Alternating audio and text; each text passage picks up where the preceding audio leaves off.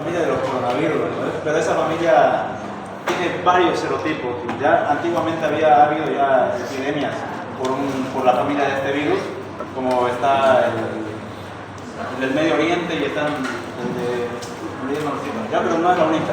Pero en este caso vamos a hablar del virus que produjo la epidemia, la más reciente que conocemos, ¿no? Que es el COVID-19. Como objetivo de la clase estamos identificar al virus productor del COVID y cómo es la estructura de este virus, cómo es su replicación.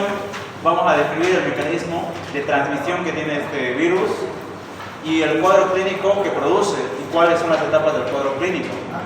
Vamos a conocer el procedimiento para realizar el examen de laboratorio o pedir sobre los exámenes de laboratorio para confirmar nuestro diagnóstico e interpretar los informes de laboratorio y los casos clínicos. ¿Ya? ¿Qué es los coronavirus? Los coronavirus son una familia grande de virus.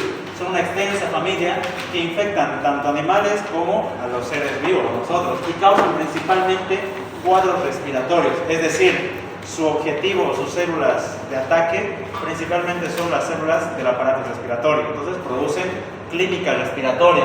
Pueden ir desde un resfriado leve, desde que la persona tenga una rinorrea, tenga una ligera constipación, hasta que pueda tener una enfermedad grave que incluso puede llegar a cruzar con la muerte, ¿sí? Entonces varía mucho la clínica dependiendo de qué, del virus, dependiendo de la persona, dependiendo de sus factores de riesgo, etc., ¿no? En el 80% de los casos, es decir, la mayoría de los casos, solo produce síntomas leves, ¿no? Y si la persona se cuida lo suficiente, remite y ya, está tranquila y normal después. Fíjense cómo es la estructura del virus. El virus SARS-CoV-2, ¿ya? Hay varios serotipos. Este fue el productor de la epidemia que tuvimos recientemente, ¿no? Hace 3 años, 4 años. Dentro de la estructura del virus, fíjense que obviamente tiene su cápside y tiene unas proteínas importantes.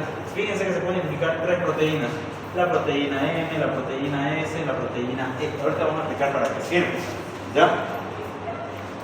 Ahora, el COVID-19 es esta enfermedad actual, o la enfermedad que pasó recientemente, es una enfermedad infecciosa causada por el SARS-CoV-2.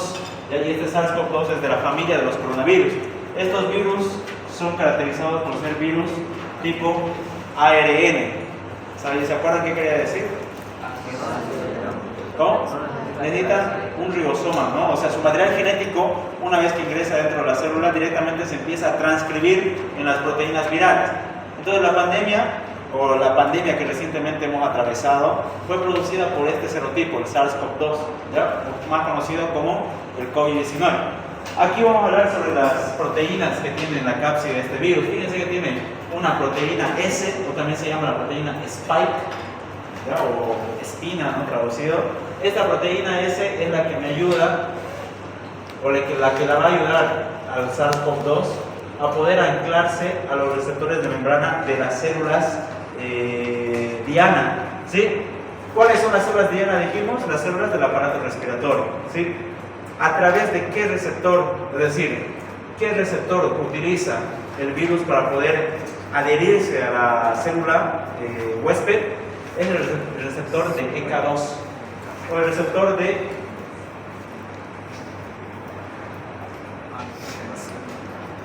este receptor utiliza el virus, es decir, su proteína spike se une con el receptor de angiotensina 2 y produce o permite que el material genético del virus se pueda liberar dentro de la célula huésped y esta puede empezar el proceso de replicación. Después también tenemos la proteína M. Fíjense que la proteína M va a ayudar al ensamblaje de sus partículas virales y la proteína E va a estar implicada dentro de los procesos de replicación del virus. Pero, ¿cuál sería de esas 3 proteínas la que me ayuda al anclaje inicial? La proteína S o spike. ¿Y a qué receptores va a unir? Los receptores de angiotensina 2 de la célula huésped del aparato respiratorio, ¿sí? Vamos. Entonces,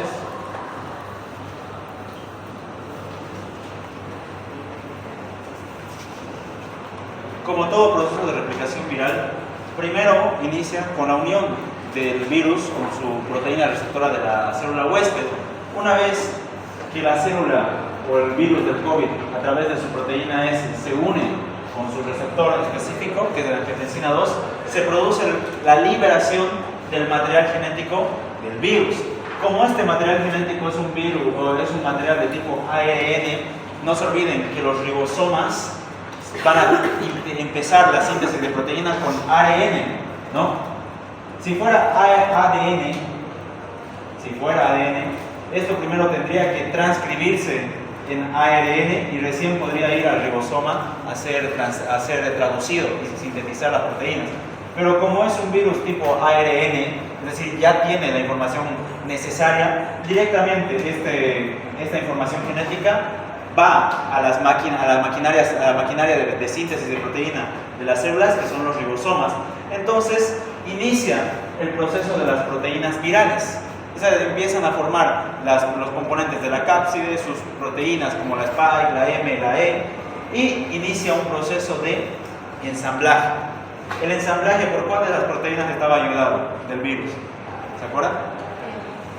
La proteína M permite o ayuda al proceso de ensamblaje del virus.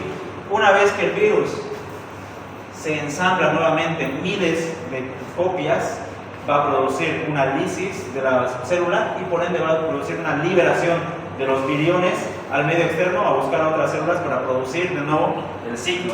Entonces, una vez que las células ingresan dentro del aparato respiratorio, empiezan a replicarse, a dañar células respiratorias y a pasar el virus a otras células respiratorias. Entonces, si ustedes se dan cuenta, cada vez se está replicando el virus, se están muriendo células dentro del aparato respiratorio. Entonces, hay un ataque directo al aparato respiratorio. Por eso, cuando vamos a ver la clínica de un paciente con COVID, vamos a ver que la clínica es predominantemente dentro del aparato respiratorio. Si bien la clínica al principio puede ser muy inespecífica, ¿no? Y de hecho es bastante inespecífica, viene con síntomas bastante comunes que otras enfermedades también las producen, como cuáles. Puede producir dolor de cabeza, puede producir fiebre, que son síntomas muy inespecíficos. Muchas enfermedades producen cefalia, producen fiebre. Pero ¿qué nos orienta a pensar en una afección respiratoria? El paciente va a venir con dolor de garganta, ¿no? Una odinofagia. Puede venir con congestión nasal, puede venir con tos, puede venir con presencia de estornudos, puede venir con secreción nasal, puede venir con fatiga, ¿no? Muchos de estos síntomas respiratorios son variables y eso quiero que lo tengan un poco en cuenta. No todos los pacientes van a venir sí o sí con estornudo o con dolor de garganta, o no todos los pacientes sí o sí van a venir con, por ejemplo, congestión nasal. Estos síntomas son variables y depende del daño que se esté produciendo. Pero de manera general, la clínica o las manifestaciones clínicas que presenta un paciente que está sufriendo un proceso de infección por COVID son las siguientes. Ocasionalmente o adicionalmente se le asocia también la pérdida del gusto y la pérdida del olfato, ¿no? Y esto era típico, ¿no? Cuando estamos en pandemia, al menos, ¿puedes oler? Sí, no. Si decías no, te alejabas, ¿no? Pero a ver, vayamos un poquito a pensar. ¿Por qué al paciente se le va el sentido del gusto y se le va el sentido del olfato? A ver, empecemos con el olfato. ¿Por qué creen que al paciente, en ocasiones, muchos de los pacientes pierden el sentido, temporalmente el sentido del olfato?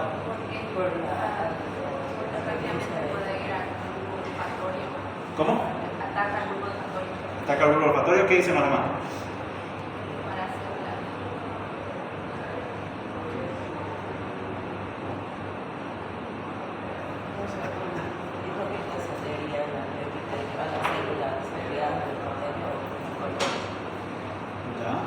Ya. El virus del COVID a esos niveles, tanto olfatorio como respiratorio, va a producir cuadros inflamatorios, ¿no? Si el epitelio o el cuerpo se está detectando un ataque, va a producir inflamación como respuesta. A nivel de la cavidad nasal, cuando la cavidad nasal se inflama, ¿no? Se dilatan los plexos venosos que tenemos y produce esa congestión, ese tapamiento nasal. ¿Alguna vez han preguntado lo que es el tapamiento nasal? Es cuando los plexos venosos se dilatan por un proceso inflamatorio. Entonces, si hay una dilatación de los espacios venosos, por ende las moléculas no pueden entrar y por ende tampoco se puede captar el olor. Ahora, lo mismo ocurre a nivel de las papilas linguales, ocurre un proceso inflamatorio de las papilas linguales y por ende las moléculas no pueden interactuar con sus receptores, ¿no? En el caso del olfato, las células receptoras tenían que captar a la molécula de olor. En el caso de las papilas, los botones gustativos tenían que captar a la molécula de sabor. Pero si todo esto está inflamado, no se contraería, imagínate. Si todo esto está, ¿perdón? No se contraería, imagínate, porque está inflamado. Claro, si todo esto está inflamado, hay una obstrucción del paso. ¿Ya? Exacto. Y no va a tener contacto la molécula con su receptor. Entonces no se va a producir ni una captación del olor ni una captación del sabor. ¿Ahora sí? Sí, porque dijo dilatación y si dilata quiere Claro. que te No, pero yo me refería, en la nariz nosotros tenemos plexos venosos. Si esos se dilatan, van a hincharse y van a tapar el orificio nasal, entonces van a obstruir el paso del flujo de las moléculas de olor y en el caso de las papilas linguales de las moléculas de sabor. ¿Ya? Entonces ocasionalmente el paciente puede venir con pérdida del olfato. Viene con pérdida del olfato en ocasiones o pérdida del gusto. Y en casos más graves, el paciente puede iniciar una dificultad respiratoria. ¿Cómo nosotros llamamos este síntoma?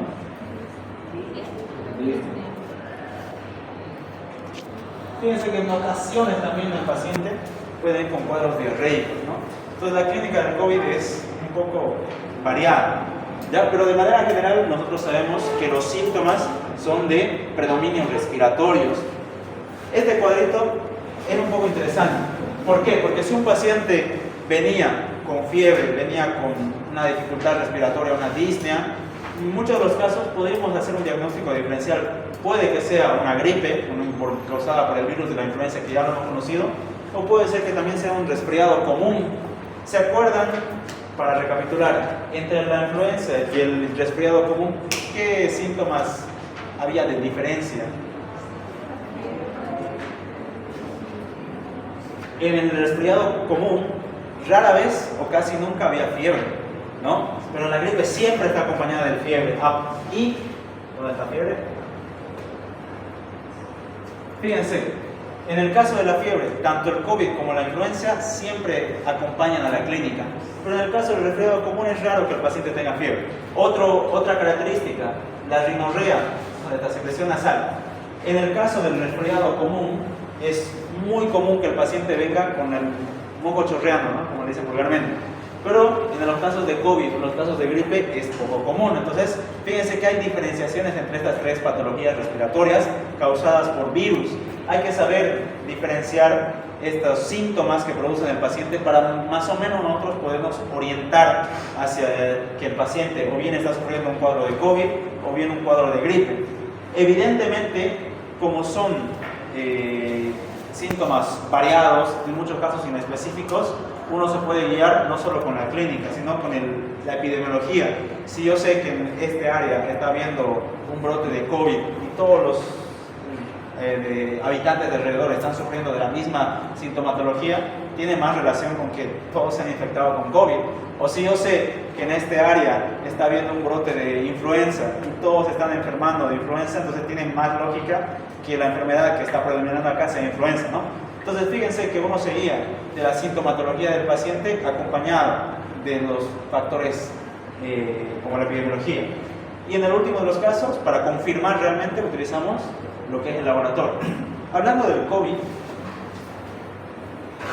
el COVID va a tener tres fases clínicas importantes. Estos son tres fases clínicas importantes. La primera es la infección temprana o infección inicial, cuando el paciente ha sido infectado, las células o los viriones están sufriendo replicación dentro de las células del paciente y están produciendo uno que otro síntoma prodrómico. Puede venir el paciente con una fiebre, que es muy común, puede venir con una ligera cefalia, puede venir con alguna tos seca, pero bastante común, ¿no? Una fase inicial. Ahora, aquí viene lo interesante, en muchos de los casos de los pacientes, queda en la infección inicial con estos síntomas y remite con el pasar del tiempo, ¿no? Pero si se le añade factores como que el paciente tal vez es inmunodeprimido, tal vez es obeso, tiene enfermedades de base, entonces puede progresar a etapas más críticas. En una etapa 2 de la fase clínica del COVID estamos hablando del estadio pulmonar o la fase pulmonar, cuando aparte de haber los síntomas que ya hemos conocido, se asocian con síntomas respiratorios, de afección respiratoria, como ser disnea, como ser hipoxia, ¿no? Si el paciente ya tiene disnea, ya tiene hipoxia, por ende va a tener cuadros de complicaciones como neumonía. Puede asociarse también en la fase pulmonar una neumonía. El paciente por el principio tenía COVID, pero más tarde se le complicó con una neumonía. Entonces ya no es un COVID leve, se empieza a convertirse en un COVID moderado. Si ese paciente con factores de riesgo está en una etapa pulmonar, puede llegar a producir, a convertirse en una etapa que se conoce como una etapa de hiperinflamación, o en la guía está como la etapa de coagulopatía e inflamación. Es decir, si el paciente de la infección inicial no remite, puede pasarse a una etapa pulmonar, donde hay afecciones pulmonares más severas. Si las afecciones pulmonares no remiten, se complica con afecciones sistémicas. Y en el caso de la inflamación sistémica, no se olviden que toda inflamación sistémica va a producir shock en muchos de los casos. Y el shock produce muerte, ¿no? Pero fíjense que también, esto de acá es interesante, se produce un síndrome, que es el síndrome respiratorio agudo de adultos, o también se abrevia como el SIRPA. ¿Lo vieron en patología este tema?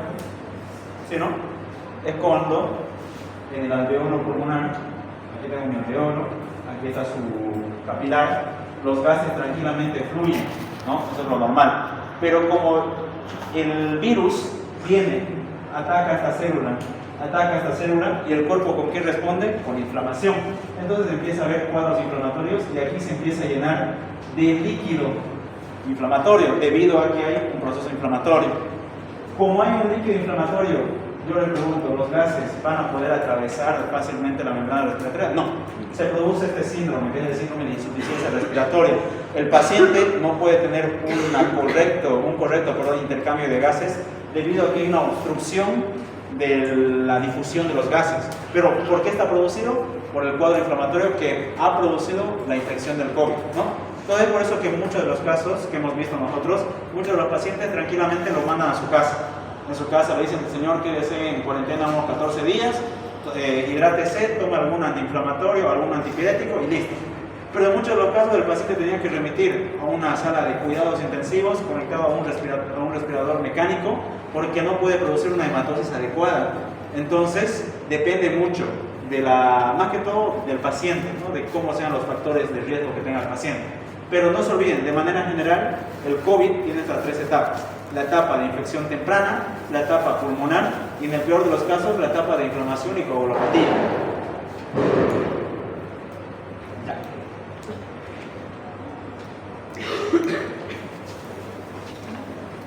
A raíz de esta última pandemia que tuvimos a causa del COVID-19, es donde se implementaron las vacunas, ¿no? Para este virus. Fíjense que vacunas hay variedades y mecanismos por los cuales actúan también hay variaciones, ¿ya?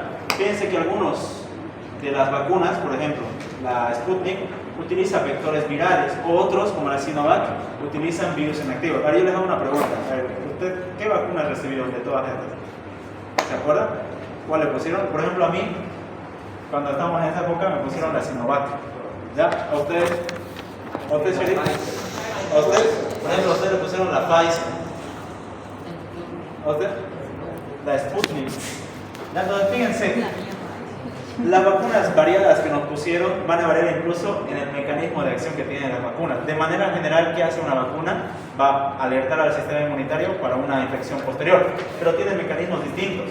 Por ejemplo, la Sinovac utiliza un virus inactivo, es decir, utiliza un SARS-CoV-2 todo viejito, débil, que no va a hacer daño, y se lo presenta al cuerpo, y el cuerpo dice, ah, este es, y empieza a producir una inmunidad de memoria.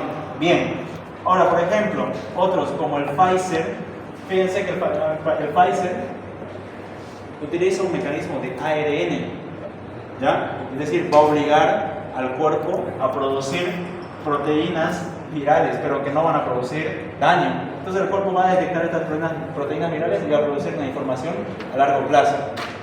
También tenemos la Sputnik, que es un vector viral. Entonces, fíjense, todas estas vacunas que se han distribuido en nuestro medio durante la época de pandemia van a tener una diferente manera de actuar. Es importante, puede que sí, la doctora lo preguntó en mi año. ¿Ya? No hay la China, ¿eh? ¿La China? ¿Cuál es la China? Casi no hay. Esa. No, sí. Y la Johnson es la última. Ah, La Janssen. La Johnson Johnson también es una vacuna que utiliza de vector viral, ¿ya? Pero sí, me acuerdo que esto lo vemos también se ve en infectología. Van a ver que todas estas vacunas tienen diferente grado de eficacia. Es decir, no muchas de estas vacunas son muy eficaces. De hecho, las más eficaces son estas. Esta es la mejor y esta sería la peorcita. ¿Ya? Ya después ya están distribuidos entre diferentes porcentajes. Como dato que a mí me pusieron la peor. Pero estoy bien. ¿Ya? Ahora, lo que me gustaría que ustedes ya por cuenta propia llegaran a memorizarse es esta zona de acá, ¿no? Porque suele preguntar la doctora, son vacunas de mecanismo de virus inactivados. Entonces, ustedes tienen que saber cuáles de estas vacunas utilizan un virus inactivado. Esto de acá no creo que lo pregunten, no sería muy fregado. Pero esto de acá sí. ¿Cuál es su mecanismo de acción? Sí, eso es lo que sí pregunta la doctora a veces. Ya, vámonos con la parte de su cuestionario, que todavía no hemos acabado. Este virus, el SARS-CoV-2, tiene un genoma de ¿qué tipo? ¿Qué tipo de virus es? Es un virus ARN. ¿Dónde se descubrió por primera vez? ¿No? El 31 de noviembre, allá en Wuhan, ¿no? En 2019. El periodo de incubación, ¿cuánto es? ¿No? Hasta 12 días. Promedio 12 días, algunos dicen hasta 14. Y aquí hay algo curioso, que el virus durante su periodo de incubación es asintomático, pero infeccioso. Eso es lo peligroso, ¿verdad? Fue el principal motivo de por qué se estableció una pandemia horrible. ¿Por qué? Porque su compañera, digamos, está infectada por COVID en periodo de incubación. Ella ya está infectando a todos, pero ella no siente nada. Entonces ella tranquilamente no se pone barbijo, sale a un boliche lleno de gente, va a la FESCO lleno de gente, entonces se contagian todos, ¿no? Entonces era el peligro de este virus, que durante su periodo de incubación no producía ningún síntoma, pero ya era infeccioso. Entonces se distribuía de manera muy fácil. Promedio 12 días de incubación. Los síntomas iniciales de la infección consisten en fiebre, en tos, estornudos, odinofagia, manifestaciones generales como ser dolor articular, por lo que el cuadro similar sería a la gripe. Uno puede pensar en gripe también con la clínica del COVID. En algunas ocasiones se producen complicaciones. ¿Qué complicaciones puede producir un COVID leve? Es decir, un paciente que viene con toda esa sintomatología, pero se llega a complicar con ¿qué? ¿Cómo? Neumonía. Neumonía. La complicación principal es neumonía. Después también puede haber dificultad respiratoria.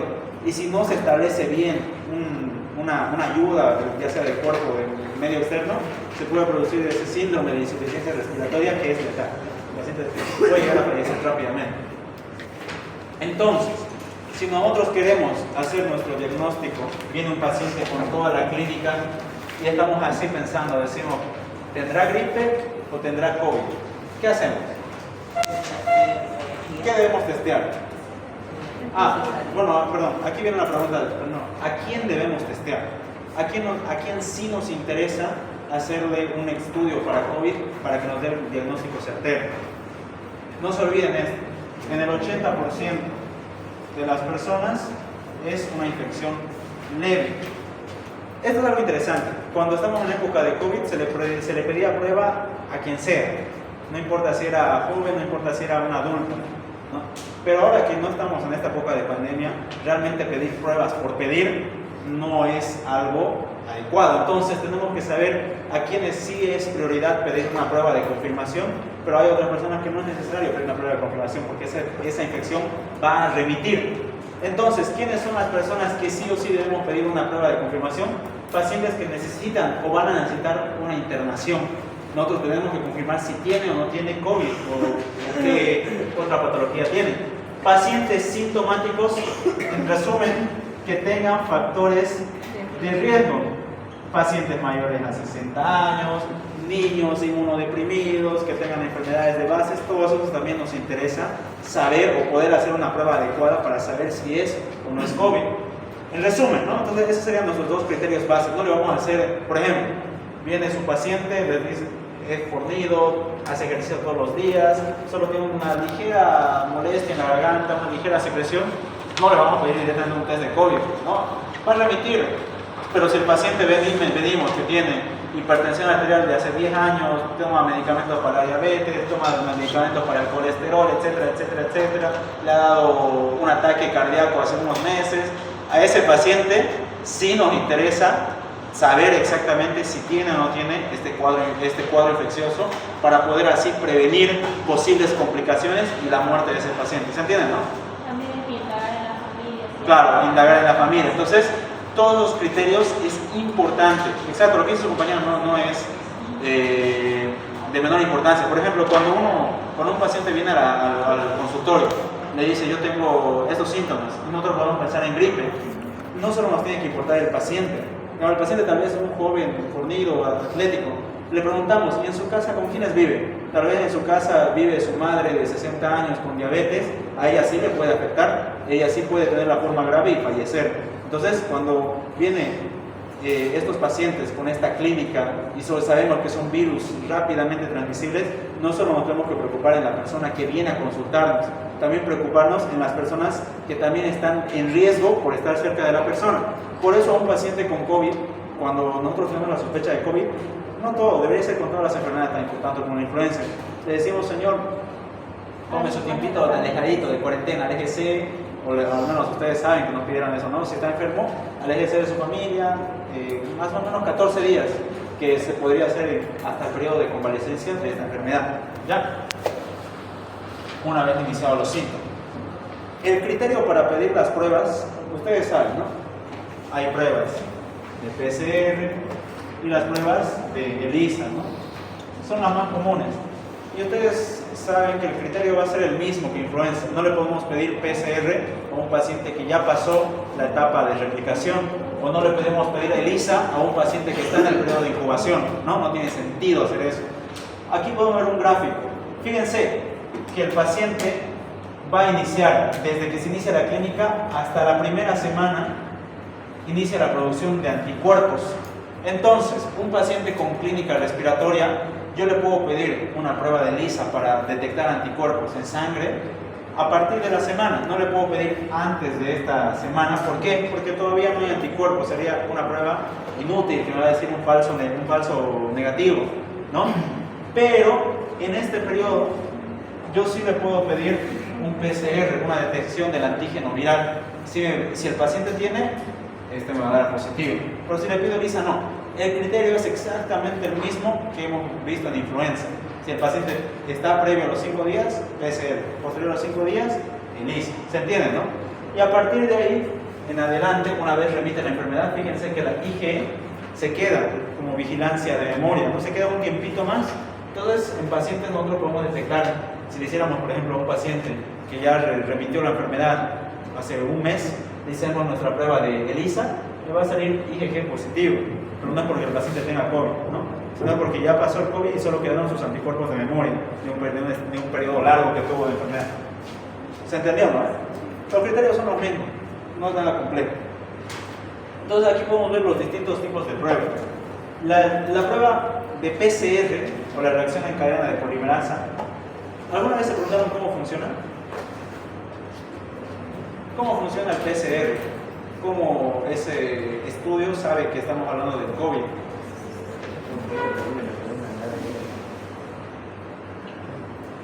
Ya. Le voy a poner un ejemplo facilito. A ver. Ya. El PCR es como...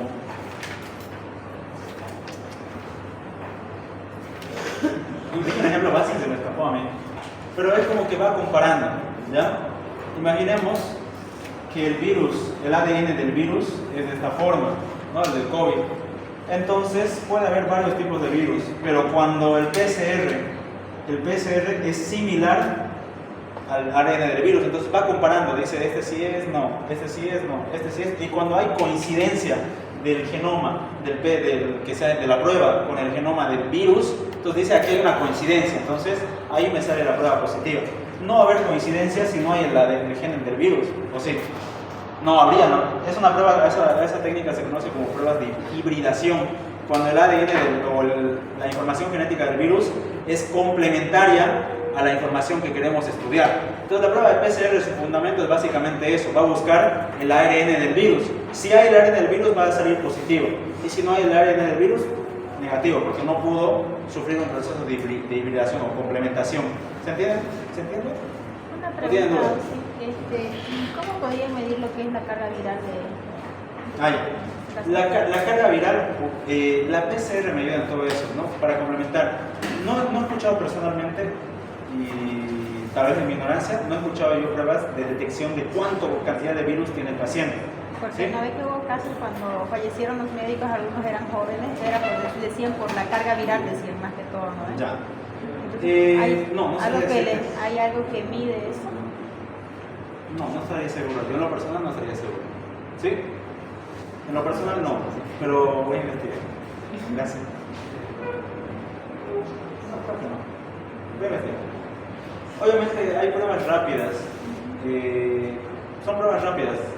Básicamente lo que les dije. O detectan coincidencias o no. Hay pruebas que detectan antígenos y hay pruebas que detectan al anticuerpo. La prueba de detección de antígeno, es decir, si hay el virus o no, principalmente se hace con secreciones respiratorias. Y la prueba de anticuerpos se hace con muestras sanguíneas, ¿no? Una ligera, es necesario una muestra de sangre pequeña y se puede hacer la prueba de detección de anticuerpos. Lo mismo, chicos, estas pruebas rápidas, imaginemos, por así decirlo, este sería como un PCR y este sería como una ELISA. Una prueba rápida de detección de anticuerpos no se la puedo pedir en el periodo de incubación, o una prueba rápida de antígeno no se la puedo pedir después de pasado el periodo de incubación. ¿Se entiende, no? Lo mismo, simplemente que estas son pruebas rápidas. El PCR es una prueba más compleja. Entonces, nosotros veíamos en los laboratorios que los pacientes, o bien en el caso antígeno del COVID, negativo, se puede solicitar otra prueba confirmatoria, ¿no? Como la ELISA, para saber si hay o no hay, ¿no? Vayamos con esta parte.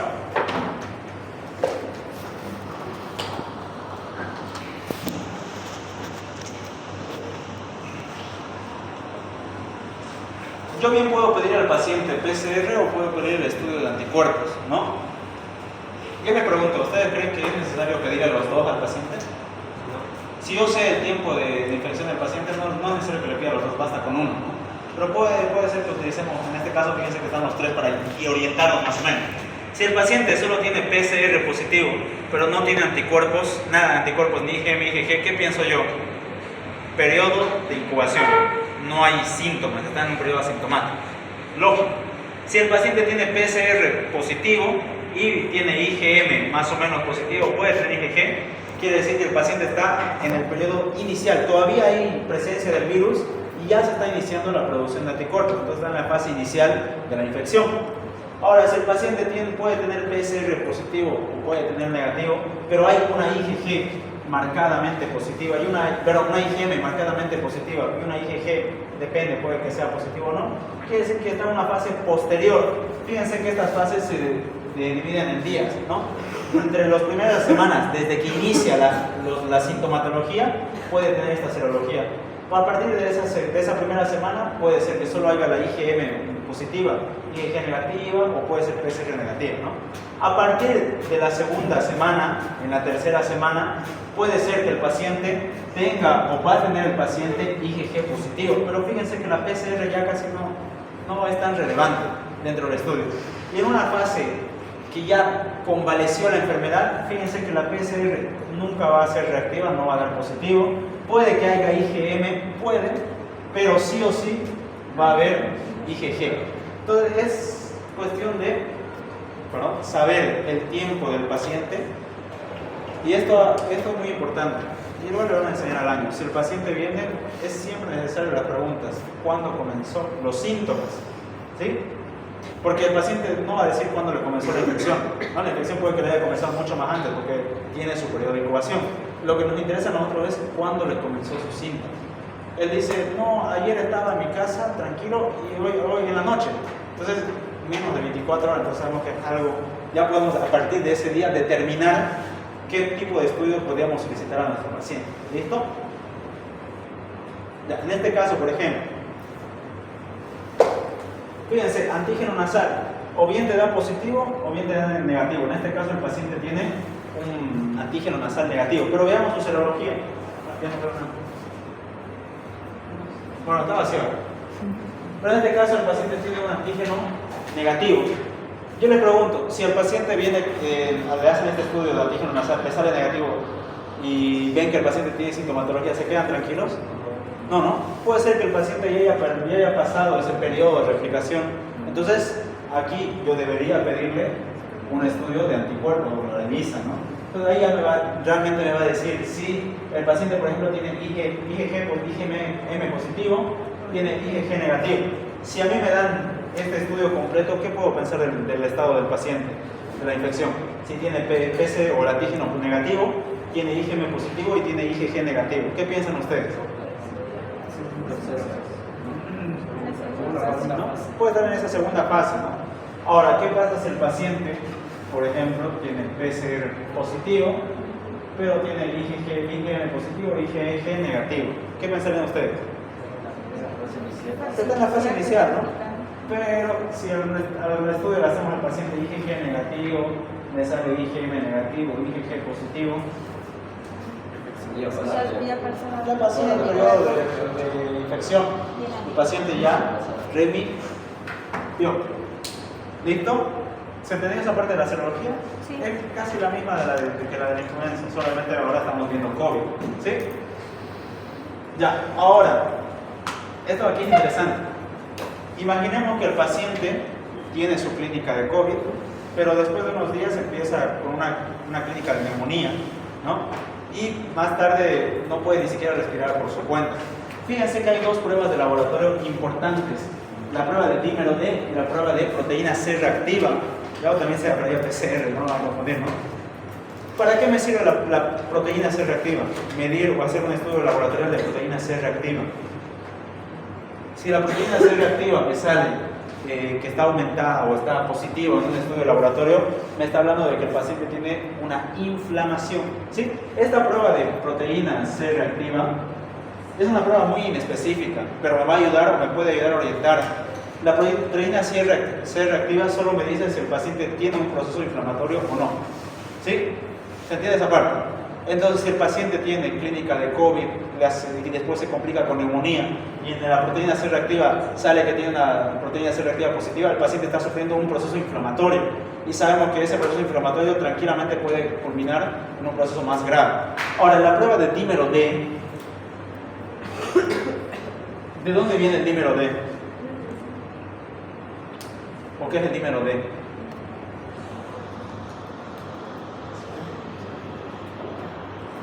¿Qué es el dímero D?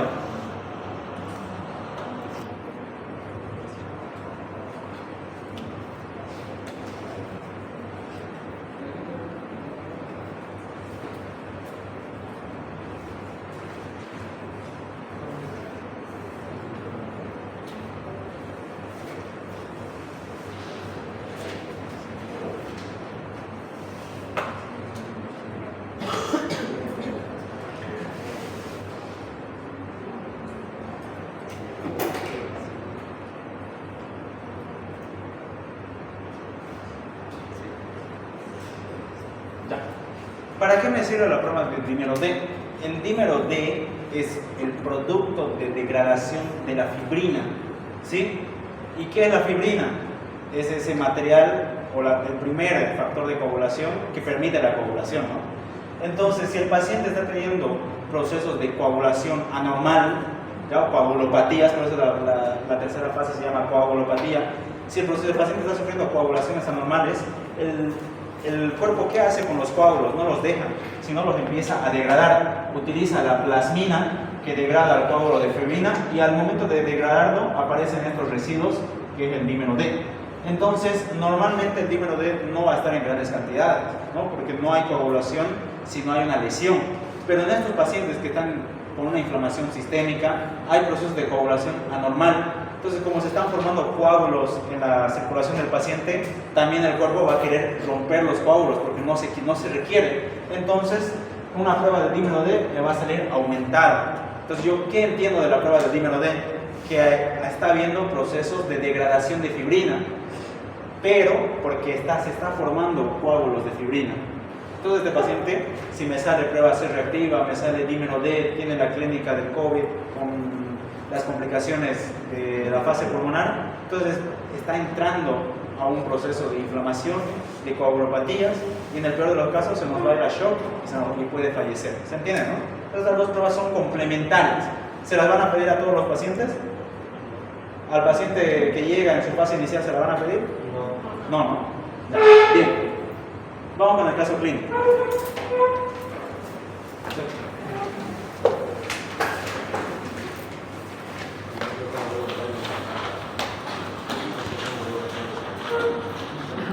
A ver, ¿me lo puede leer usted, Jordi? 2 de marzo. Fuerte para todos. 2 de marzo. Un varón de 71 años. Fuerte. Un varón de 71 años, diabético e hipertenso, acude al servicio de urgencias hospitalarias el día 2 de marzo con fiebre, tos y expectoración de varios días de evolución. En urgencias no presenta hallazgos clínicos, analíticos, radiológicos reseñables, por lo que se le da de alta en tratamiento con amoxicilina clavulánica, ¿no? Sí, clavulánica. Ante epidemia de COVID-19 se realiza la prueba de ELISA para COVID-19 y da negativa. En su domicilio empeora el cuadro con la aparición de disnea ante mínimos esfuerzos, por lo que vuelve a emergencia 4 días más tarde. Ahí parémonos. El paciente es un señor de 71 años, es diabético, es hipertenso. De ahí tiene muchos factores de riesgo, por su edad y por su enfermedad. Acude a ese servicio de hospital por presentar fiebre, tos, expectoración. Entonces, bajo esta clínica, uno puede llegar a pensar que es una infección, una neumonía, ¿no? Una neumonía bacteriana. En base a ese criterio, se le da tratamiento con amoxicilina clavulánica, que estaría perfecto si el paciente sí tuviera una neumonía bacteriana. Pero en este caso, no. Como hay una epidemia de COVID, se realiza la prueba de ELISA para COVID y esta da negativa. En su domicilio empeora el cuadro con aparición de disnea, el paciente ya no tiene dificultad respiratoria, entonces vuelve a acudir al centro de salud. Fíjense, acá hay algo que se omite y es muy importante. Cuando el paciente tiene, por ejemplo, una sintomatología, siempre se le pregunta cuántos días de evolución tiene, hace cuánto ocurrió. Fíjense, en este caso nos dice varios días de evolución, ya, un poco en específico, pero pueden dar a entender, me da a entender que no son muchos días, ¿sí? Puede estar por ahí. Imaginemos, pongámosle un número a esto, imaginemos que el paciente apenas tiene 6 días de evolución, ya, o sea, 5 días de evolución, no sabemos realmente, porque no se está explicando acá. Digamos que tiene 5 días de evolución. En ese criterio, en este caso, se le pidió una ELISA para COVID y le salió negativa. Entonces, vayas a su casa, no tiene COVID, tomes estos medicamentos, feliz de usted, y lo manda a su casa. El paciente llega a su casa, hace lo que le dice, empieza a empeorar, empieza a tener dificultad respiratoria y dice no, entonces vuelve a ir al hospital. Listo, sigamos. Entonces, en emergencias, el paciente llega a emergencias, presenta saturación de oxígeno de 80% y una tensión arterial de 160-90, con una frecuencia respiratoria de 20 respiraciones por minuto, con el hallazgo de una neumonía bilateral, ¿ya? Y positividad para PCR en COVID. Pero fíjense la diferencia de fecha, ¿ya? El 7 de marzo le hacen nuevamente una PCR de COVID y le sale en el exudado nasofaríngeo, le sale positivo.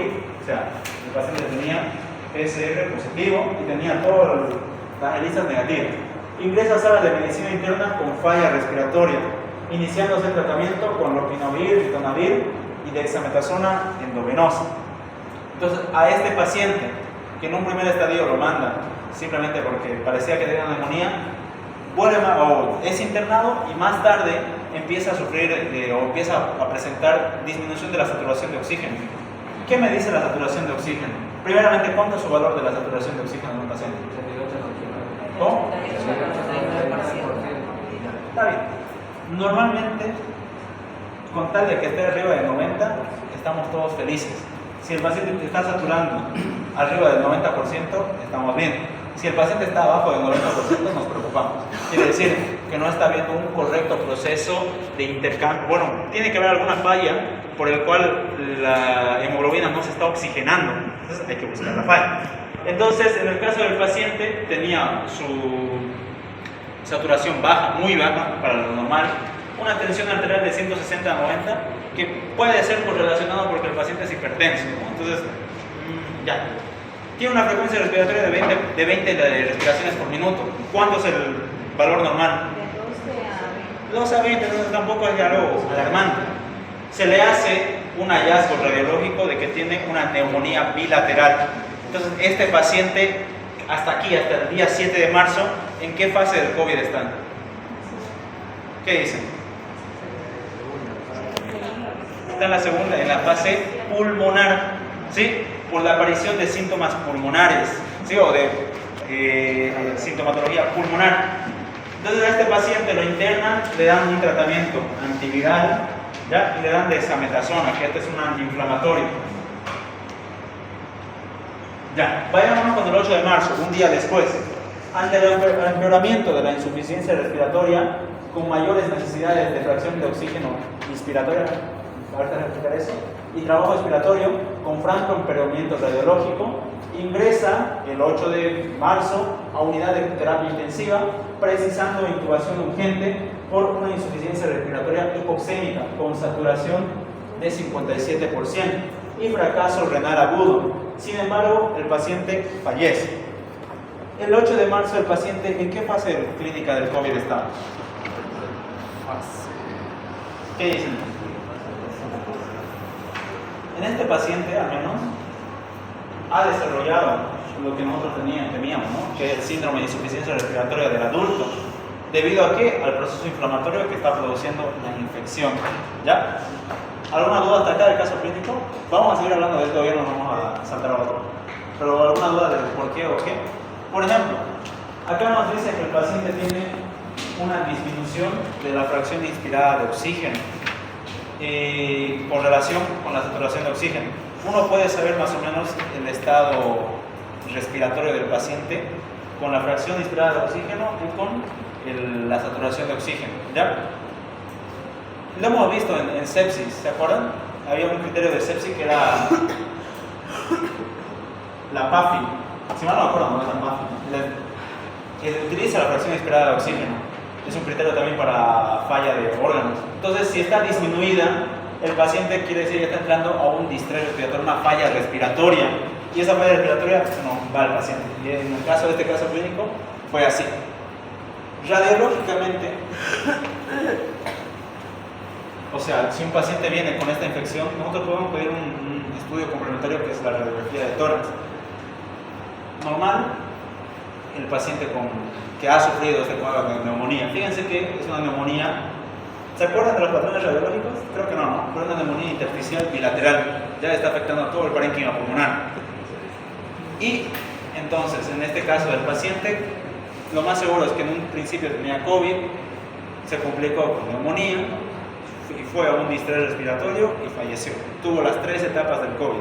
La infección inicial, infección la fase pulmonar y de inflamación y coagulopatías y se nos fue. ¿No?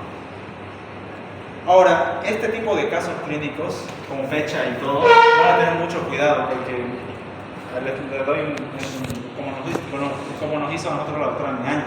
Nos puso un caso así, de COVID con fechas. Entonces, van a leer bien la pregunta porque la pregunta dice, hasta la fecha 2 de marzo, ¿cuál es la etapa clínica del COVID que tenía? Entonces uno puede pensar, el paciente llegó a la tercera etapa de COVID, inflamación coagulopatía. En mi caso yo le puse eso, ¿no? Porque no leí bien, porque el paciente tenía todo, pasó por las 3 etapas, pero decía cuál es la fase clínica, el 2 de marzo, y estaba el 2 de marzo así para mí, no lo leí bien. Entonces yo le puse inflamación coagulopatía, pero me estaba pidiendo la fase del 2 de marzo. Entonces ahí tengan mucho cuidado, si en el caso clínico les llega a surtir con fechas, van a tener mucho cuidado de qué fecha están viendo, ¿sí? Porque en el 2 de marzo estaba en una infección de PRAN, El 7 de marzo se complicó con una fase pulmonar, neumonía tenía. Y en la última llegó a la fase 3, que es la de polipatía e inflamación. Entonces tengan mucho cuidado cuando estén resolviendo esa parte, ¿no? Entonces, todo lo que hemos visto en eso. Como datos epidemiológicos, ¿qué tenía el paciente? Era un paciente adulto, mayor de edad, era diabético, hipertenso. ¿Qué más? Le dieron antibiótico y no retroviral. Ya. Más que eso, ahí dice, hay un brote de COVID en su área, ¿no? Ese también es otro factor epidemiológico. No está anotado acá, pero sí es un factor importante, porque en su área, en su comunidad, hay un brote de COVID, entonces es muy probable que el paciente sea infectado de COVID por el brote que hay en su comunidad, ¿ya? Evidentemente. Ahora, laboratorios. Fíjense que el 2 de marzo, que le hicieron de laboratorio, salió negativo la ELISA, pero el PCR era positivo. ¿Por qué? Porque todavía no se ha iniciado la producción de anticuerpos. El paciente todavía no tenía la evolución necesaria de la enfermedad para poder solicitarle una prueba de anticuerpos. No ha iniciado la producción de anticuerpos. Entonces, en el caso del paciente, cuando le hicieron ELISA, salió negativo. Entonces, no es que el paciente no tenía nada, sino que la prueba se hizo en una temporada, en un tiempo equivocado. No requería esa prueba en ese tiempo. Si le hubiera salido PCR, con seguridad le hubiera salido positivo y ya hubiéramos hablado de otro desenlace, ¿no? Pero estos son casos, digamos, aquí en pantalla. Hay que tener mucho cuidado si son casos reales, ¿no? La pregunta va: ¿es correcto la prueba de laboratorio solicitada el 2 de marzo? ¿Por qué fue incorrecta la solicitud de esa prueba? Porque no era el tiempo necesario y no había anticuerpos, ¿ya? ¿Qué prueba entonces el médico debió haber solicitado? PCR o detección rápida de antígeno, cualquiera de los dos. ¿A este paciente deberían haberlo enviado a su casa? ¿Por qué? Tiene otras enfermedades también. ¿Ya? O sea, el paciente tranquilamente se podría haber puesto bajo vigilancia, ¿no? Pero si es un paciente joven, si no tiene factores de riesgo, lo enviamos a su casa, le decimos que se aísle de su familia y de sus amigos y que más o menos tenga unos 2 semanas de cuarentena o de aislamiento social. Pero si el paciente tiene factores de riesgo, no lo podemos dejar así, no tenemos que tener vigilancia. Ahora, el paciente, ¿por qué etapas del COVID atravesó? Todas. ¿No? Pero si le preguntara, el 2 de marzo, ¿por qué etapa atravesó? El 7 y el 8. No, es diferente, entonces tengan mucho cuidado cuando estén viendo esa parte. ¿El paciente tiene factor de riesgo? ¿Cuál? Lo que dijeron. Sí. Vamos con el caso número 2. Me falta la idea del mundo. Virtual, sí,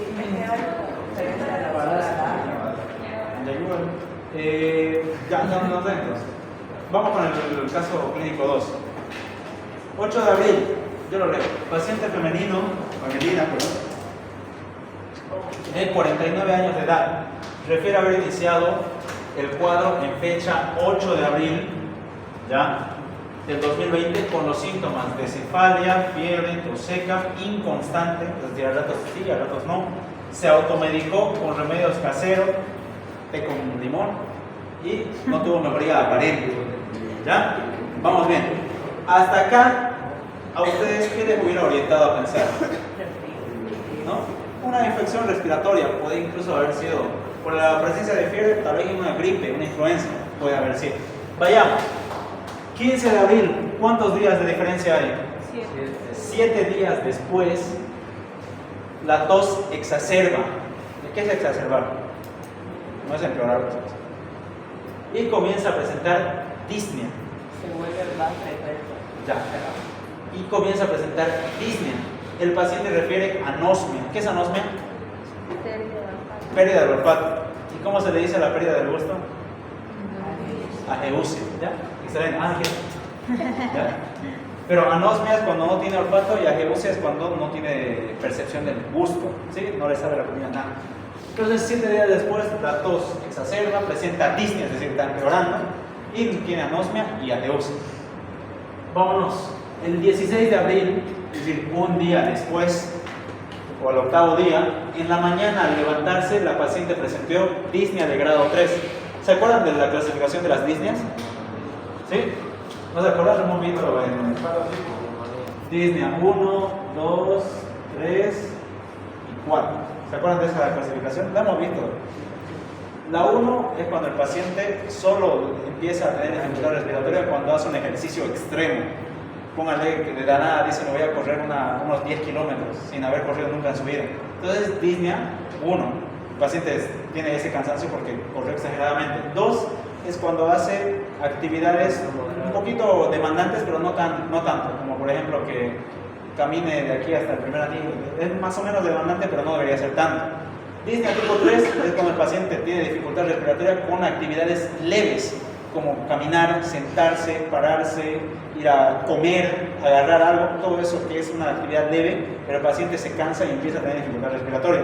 Y la 4 es estar sentado tranquilito y no puede respirar, disnea de reposo, ¿ya? Entonces la paciente tenía disnea tipo 3, es decir, tiene una dificultad respiratoria con actividades básicas. O sea, hay algo que está pasando. Debido a eso se la traslada a urgencia en una ambulancia. Le ponen una mascarilla en oxígeno en mascarilla, y registran una saturación de 91%. Cuando llega al hospital se administra solución de potasio y anticoagulantes, además de antibióticos. La tomografía de tórax es compatible con neumonía por el virus del COVID o SARS-CoV-2, con una PCR positiva a COVID-19. La paciente estuvo internada una semana, es decir, 7 días más, hasta el 23 de abril. El 23 de abril, o hasta el 23 de abril, durante toda su estadía recibió oxígeno por cánula. El cuadro evolucionó de disnea grado 4 a disnea grado 1, es decir, mejoró, anterior a su alta médica. Señala que las secuelas que le quedaron se limitan a un dolor en el tórax posterior, y en la prueba de antígeno se le sale una prueba negativa, pero la prueba de ELISA le sale una IgM positiva, IgM. El 23 de abril fue dado de alta. Vayamos entonces, analicemos. La paciente inició con una infección respiratoria, puede haber sido gripe, puede haber sido del frío. A los 7 días se exacerba, empeora y empieza a tener una disnea y una pérdida de los sentidos del gusto y del olfato. Un día, al 8º día de la presentación de los síntomas, empieza con una disnea fuerte y la trasladan al hospital. En el hospital le sacan una neumonía, le piden PCR y sale positivo. Entonces la paciente confirmada tenía COVID, ¿no? Acá hay algo interesante. Esto de acá, de hecho, cuando lo vayan a ver en infectología, es de hecho el tratamiento que se le da a un paciente cuando está en un COVID así, moderado, todavía no está ingresando al COVID. Le dieron solución de potasio, pero lo más importante, le dieron anticoagulantes. Eso me va a prevenir que la paciente ingrese a la fase de coagulopatía, porque le estás anticoagulando, ¿no? Generalmente se da la heparina.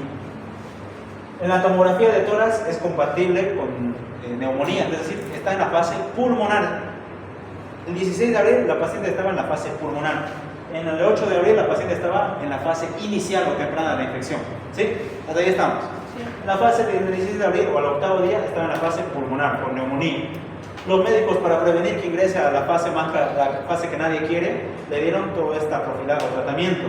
Entonces, resultó, la paciente hasta su último día de internación mejoró su disnea, mejoró su saturación de oxígeno y le dieron de alta. ¿Hasta ahí se entendió? Ya, vamos con las preguntas entonces del caso. ¿Cuáles son las etapas clínicas por las cuales pasó la paciente? Infección inicial y fase pulmonar. ¿Y también la fase de inflamación y coagulopatía? No. ¿Pasó por eso? No. No. Van a tener mucho cuidado con eso. Ahora, en una época de pandemia, ¿qué análisis deberíamos haberle solicitado a la paciente el 8 de abril, cuando ella inició con su sintomatología? PCR o prueba rápida de antígeno, cualquiera de los dos, ¿sí? Pero nunca ELISA. ¿Qué recomendaciones debería dar a la paciente? Ya si fuera una paciente que no hubiera empeorado, así como decía la historia clínica, podríamos tranquilamente mantener una cuarentena en su casa con todas las medidas necesarias de seguridad y aislarse hasta que más o menos remita la infección, que aproximadamente es 14 días o 2 semanas. Ahora, a la alta del paciente, para verificar si sí pasó la enfermedad o no, ¿qué estudio solicitaríamos al paciente? ELISA, ¿sí o no? Sí. Porque ahí me va a salir que tiene IgG positivo o IgM positivo y me va a decir más o menos cómo está el estado del paciente. ¿Sí? Fíjense que acá también se le asocia perfil de coagulación y radiografía de tórax. Pero esto es para saber cómo está en el caso de la neumonía, si remitió o no su neumonía, o si tiene alguna alteración en la coagulación. Para el perfil de coagulación se le pide el tiempo de protrombina, el tiempo de tromboplastina, el tiempo de tromboplastina activado, se le puede decir el tiempo de fibrinógeno y demás estudios de coagulación, ¿no? Con el glosario creo que PCR es esa reacción en cadena polimerasa con reverso, básicamente para detección del ARN del virus, ¿no? Las pruebas serológicas del COVID, las de ELISA generalmente, son pruebas que van a buscar anticuerpos. El antígeno nasal es una prueba rápida que detecta el antígeno viral o las proteínas del virus. La coagulopatía es un trastorno, o en conjunto son trastornos de la coagulación, que se manifiesta con sangrados excesivos y una formación anormal de coágulos. A la formación anormal de coágulos se le conoce como estados de trombosis. ¿Sí? Trombosis es cuando la sangre se coagula, cuando no se necesita. Y policerositis, ya este término es acuñado a la inflamación generalizada de las serosas. El paciente tiene una inflamación en la pleura, en el pericardio, etc. ¿No? ¿Hasta hay alguna duda de COVID? Supuestamente no hemos quedado viruela del mono, ¿no? Ya no queda tiempo, hablemos.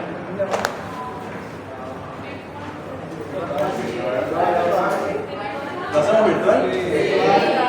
Pero si la otra, unos 15 minutos, ¿no? Pero dice que cura a los 15 No, minutos. la verdad no. Puedo intentar darlo en 15 minutos. Ya. No sé. Y si grabo un video de todo. ¿Virtual o ahorita? A ver, levanten la mano virtual. Dale, vámonos.